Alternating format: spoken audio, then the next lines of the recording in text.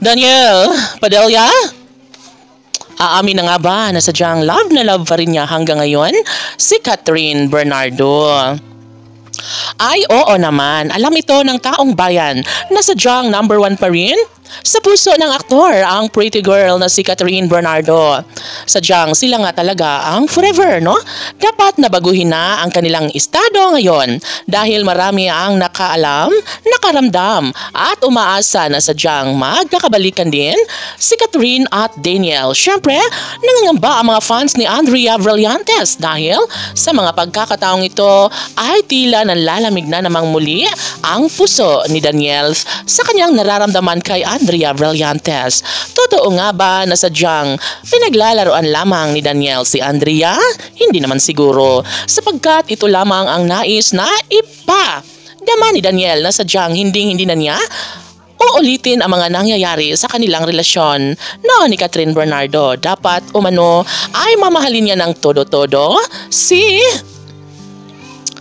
Andrea Brillantes, no? Siyempre, palagay ng taong bayan ay sadyang naglalaro lamang si Daniel sa kanyang tunay na damdamin. Kawawa naman si Andrea Brillantes kung papaasahin niya lamang paglalaruan at tuluyang iiwan. Siyempre, hindi naman ganun kadali na mangyayari ang mga bagay-bagay.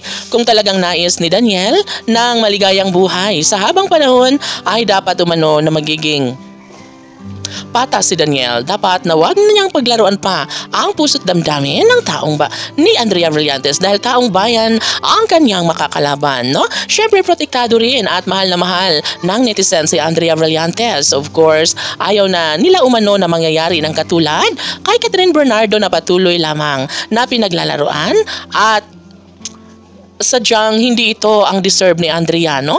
Siyempre, umaasa ang mga fans ng Katniel Love Team na sana nga ay buksan na ang puso't isipan ni Daniel Padilla daan tungo para sa tunay na kaligayahan na dapat lamang na mararamdaman sa mga puso ni Catherine at Daniel. Tunay na ang kanilang pagmamahalan ay nararapat lamang na ipagpatuloy, nararapat lamang na magkaroon ng happy ending, no?